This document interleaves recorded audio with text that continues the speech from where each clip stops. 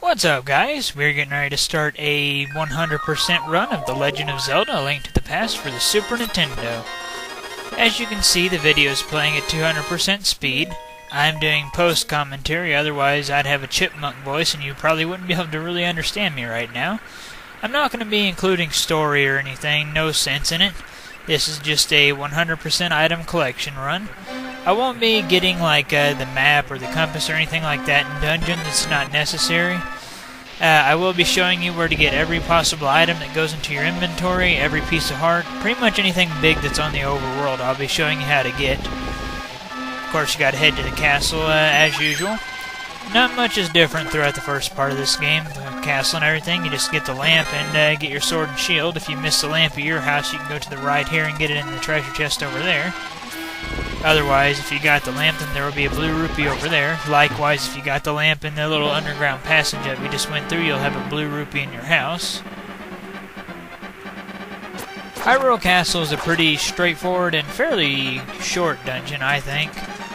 That should be obvious, though, with it being the very first dungeon in the game. You're pretty much just here to learn how to do the combat and everything. Throughout this area, it's very straightforward. You can use these pots to take out the blue soldiers. Even if you don't knock them into the hole, it will still kill them in one hit. Just pass by the green soldiers here. The treasure of this dungeon is the boomerang, just a regular old boomerang. It's in the room over here. Kill the blue soldier to get a key and get your boomerang. There we go. And go through the door right here. From here, it's just really straightforward. This floor was always kind of pointless to me. Why is it even here? Oh well, though. You conveniently have 3 pots. You can use 1 to take out the green soldier, and then 2 to take out the ball and chain warrior. After taking out the ball and chain guy, you get the big key. Then Zelda will do some talking. Just say yes and take her up to the first floor. Shouldn't take but just a minute to get back there. On this floor, there's a little shortcut that you can take to get back to the room with the map. Just follow along the upper path up here. It'll take you over here to the side. Then just hop down and go up the stairs. And that treasure chest is a map if you want it, but we don't need it. Doesn't really matter if you take the left path or the right path here. Go left here, and now you're back in the lobby area. She tells you to go to the throne room. So obviously head up there. Just ignore those soldiers. Push this shelf out of the way. Then you'll be at the next half of the dungeon. Where you're in the sewers, just head to the upper right in this room and go down the stairs. You got a bunch of snakes in this area. They're good for hearts. They drop a lot of hearts. Head to the right in this room to get a key. Then head up this path here. Now you'll be around a bunch of water. Just head directly to the left. And go to the upper part of this room, and up we go.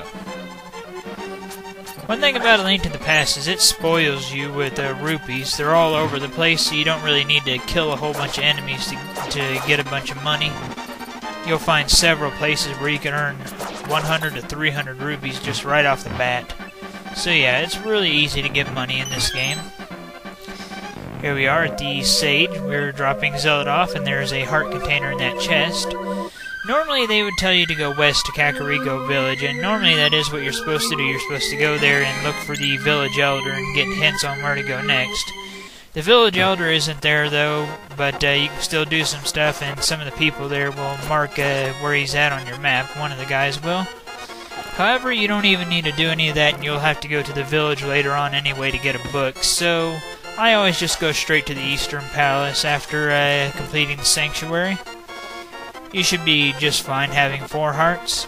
If it does give you problems though, then you can always go and collect heart pieces until you have another heart container. We're just about to the Eastern Palace. You don't even need to visit the village elder before going to the Eastern Palace. And here we are. Just throw the pot here and go through this door, press this switch and go through the door up here. There's a treasure chest on this room that has 100 rupees in it, but it's not required or anything, but you have to get a minimum of 610 rupees in order to beat A Link to the Past, so I'd recommend getting them. If you want to go for 100%, it's going to take you more than 610 rupees, though. Either way, like I said, this game really does spoil you with all the different hidden rupee locations. Using pots is a good way to take out the Stalfos warriors because they won't jump out of the way of them and the pots kill them in one hit. Just go to the right in here and pass through this area, go into the right again. Then head down, you'll be in a dark room. Go to the right here and press a switch. In this room you'll be getting a key. Find the very upper right pot here. Then go down, press the switch again, and over here. We're just about to get the big key. The big key is the only key that's actually required in every dungeon. You don't need to get the map or the compass or anything. And to me, the map and compass aren't that important, especially once you know the game. And here we go, we got the big key. And we aren't too far away from getting the treasure of this dungeon. The treasure of this dungeon is the bow and arrow. Or the bow. You already get arrows and everything, but you can't use them until you get the bow. After you get in the bow, just go through this door here and kill the blue statue warrior that's on the right. Just shoot one arrow into its eye. And up we go. Hit this switch here. Kill the very bottom statue warrior, just knock him out of the way and press the switch. The upper left switch is what you need to press in this room. Destroy the Stalfos warriors using pots and take out the red statue guy with 2 arrows. Kill all these guys and then 2 arrows apiece to these people. There we go. Make sure that you have good arrows for the boss. For this boss, I always just hang out on the right side of the room. It takes 3 arrows to each of these jumping statues. Once they get down to one statue, it will turn red and start jumping at you. Just spam arrows at it. Overall, a very easy boss. And with all that said and done, we now had the Pendant of Courage. And from here, we need to go see Sahasra Law. Whatever his name is. Sahasra Law. Whatever, he has a weird name. Sahasra Law. There we go. Very, very strange name. For years I pronounced it completely different. I don't even remember how I pronounced it. It wasn't until I sat down and actually spelt it out in my head that I actually started pronouncing it semi-correctly, I guess, anyway. As you just seen back there, we got 100 rupees for breaking through that wall. We got the Pegasus boots now. As you can see, they let you run. I find the Pegasus boots to be the most useful here in A Link to the Past. Our next destination is the Kakariko Village. Like I said before, you have to go there anyway to get a book at this point in the game, so that's why I recommended waiting to go over there. Makes things easier, makes less trips to the village. First thing we need to do here is go through this house, just dash into this wall, and then go out this door. There's a little mini game we can do here. You have to go through a maze. If you do it in time, you get a heart container, or a piece of heart. There we go. Got our first piece of heart of the game. Just head up here, there's a library. Enter it, you'll see a green book on top of one of the shelves. Just dash into the shelf and it'll fall down.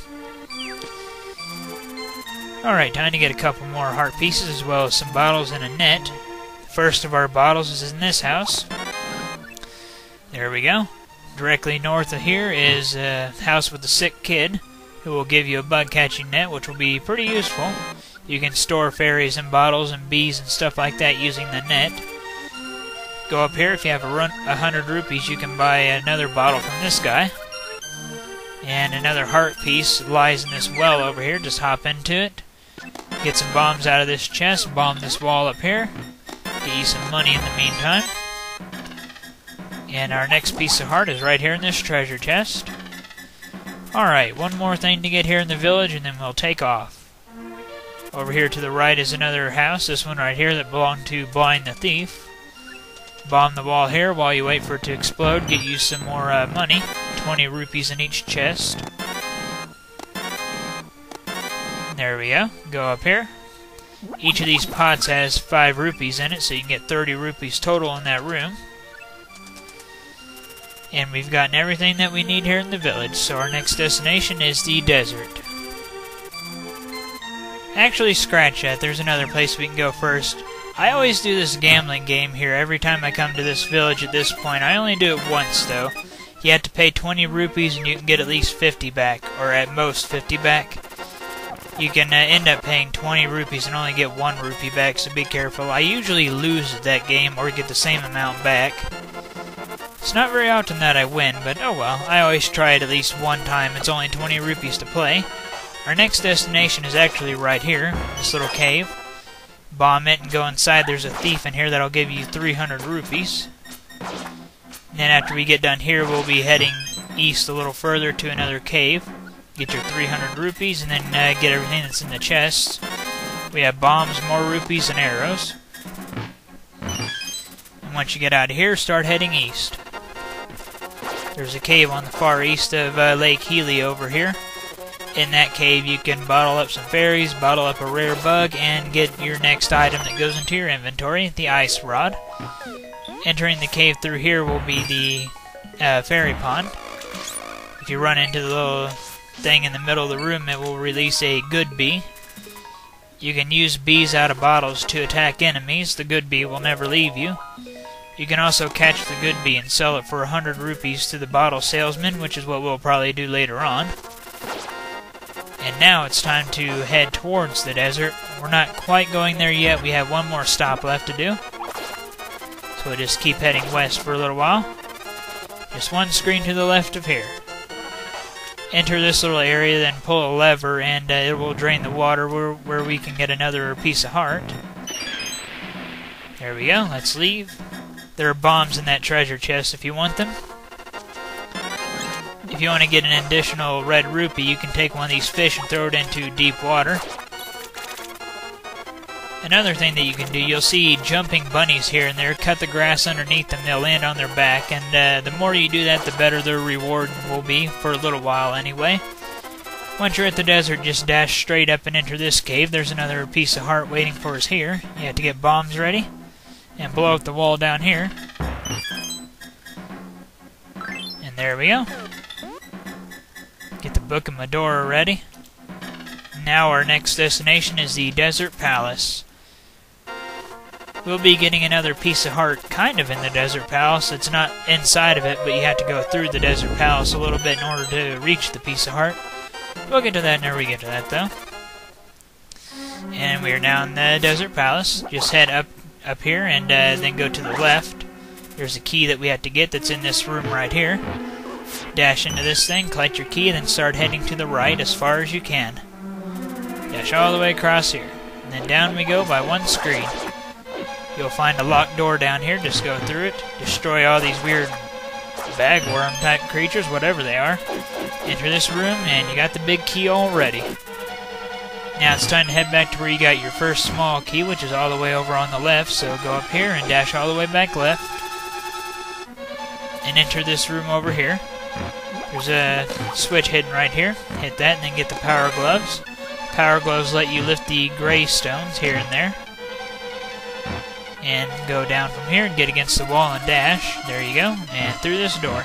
There are fairies in the room above you if you want those, but we don't need them. Dash down here and get your next piece of heart. After getting your piece of heart, enter this cave and you'll beat the final part of the Desert Palace. There we go. Pretty short dungeon overall. I think that's the shortest one we've been to so far.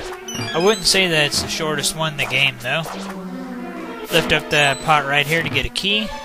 Lift up the upper right pot in this area. And you're at the final room before the boss. Get your bow ready and take out this red statue guy. Light up all the torches. The wall on the left will open up and you will have the boss door ready. Get your magic bag from one of the pots. Right there. Get the ice rod ready and get ready to fight the boss. It takes 2 hits each to destroy the land molas. If you end up running out of magic, you can either just stick to your sword or you can use arrows to take out the land molas, whichever one you want. Overall, this is a pretty easy boss. It might be a little bit hectic whenever there's 3 of them around, but that's why it's important to get the ice rod, take them out quickly. And with all that said and done, we now have the Pendant of Power. There's a few more things that we can do before getting the Pendant of Wisdom, so let's go ahead and do that. First of all, make sure that you have at least 500 rupees for what we're getting ready to do. If you don't have 500 rupees, then you can go collect all the hidden rupees that I've gotten so far if you haven't already done so. And up here we go. Head over here to the right, cross a small bridge, and then keep heading north. Our next destination is the Zoras Domain, where we will be getting the flippers. Head to the right from here. We'll be coming back to the potion shop later, but for now we don't need to do anything there. Dash into those.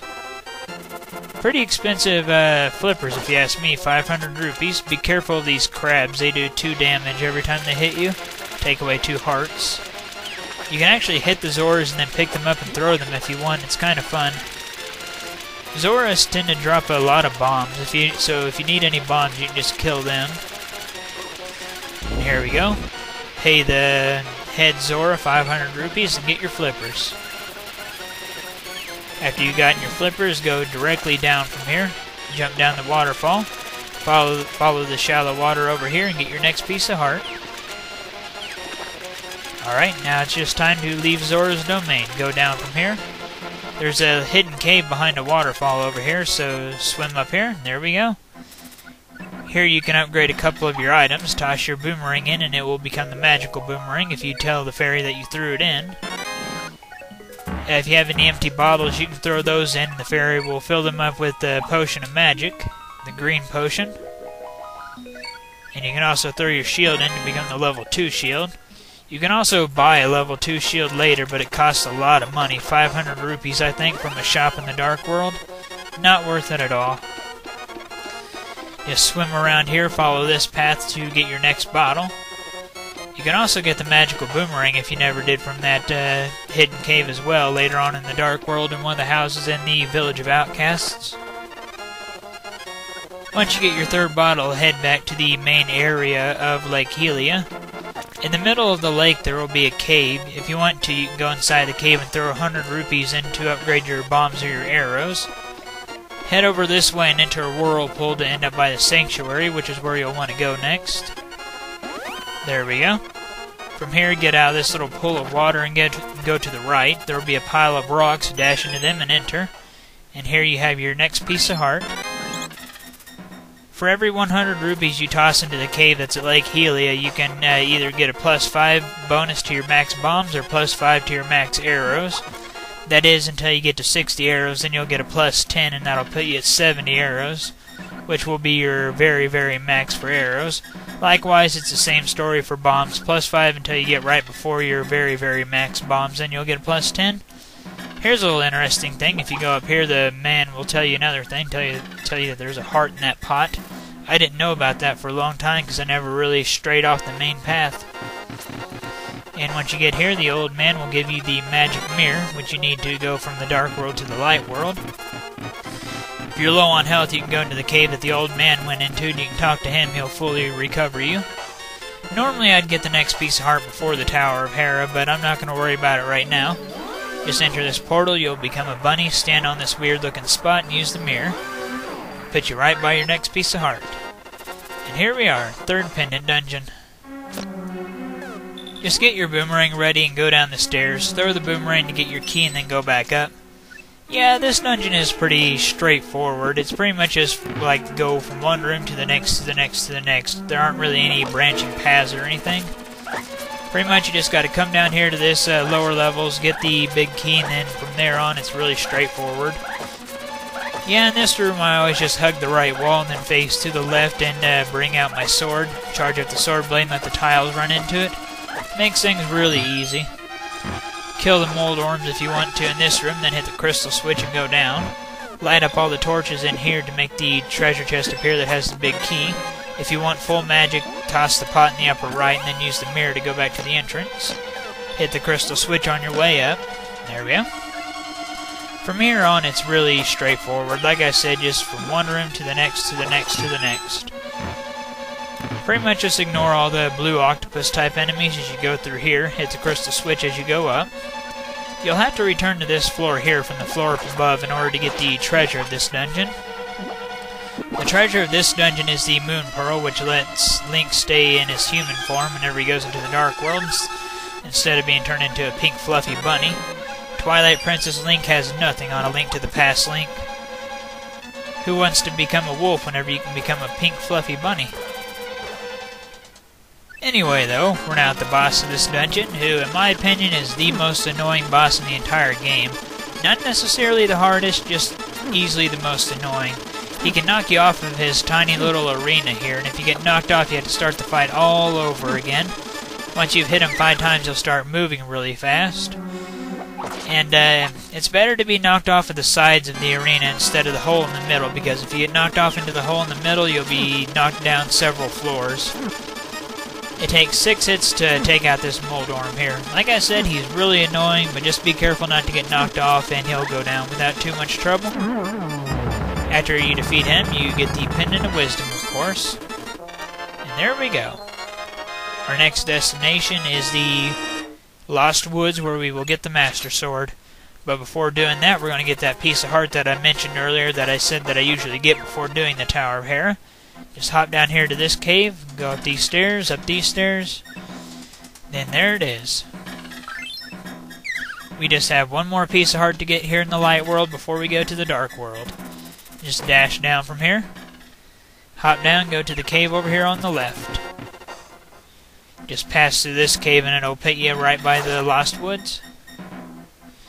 Dash here, but be sure to stop yourself after a few seconds so you don't hit the wall and get knocked into a hole.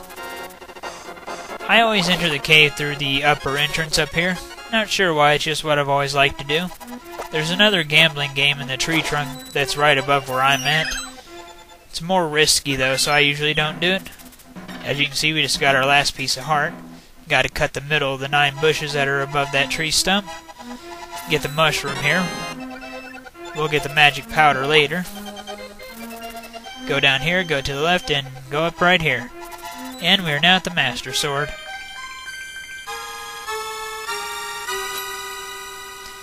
And let Sahasra Law do all of his talking and whatnot. A lot of people would probably usually go for the Ether Medallion right now. I used to do that myself, but nowadays I wait a little while before going up there, because there's another treasure that you can get later on once you have the magic hammer, and both the Ether Medallion and that treasure, the Cane of Brenna, or whatever it is, the blue cane, are pretty much in the same exact area, so just wait until you have the magic hammer before going up there. Normally you're supposed to go to the sanctuary right now and see if Zelda's okay, but you know that she's not. You don't need to go there for anything, so just head straight to the castle here. And head to the left up here, or to the right, whichever area you want to, doesn't matter. I always take the left path. Destroy this guy here and enter the door. If you had full health, I'd recommend just shooting beams at these guys, but since I don't have full health, we'll have to take them out the old-fashioned way. That's alright, though. And there we go. Charge up our blade and get a spin attack off on them too. This is another really straightforward dungeon. Another one of those go from one room to the next, to the next, to the next. No branching paths. Pretty much like the midway dungeon of the game. I'm not going to be worrying about getting max bombs or max arrows during this run. It just takes up a lot of time for something that I don't need to do. If you want to do it though, I done told you where you can do it. It's the cave in the middle of the Lake Hylia.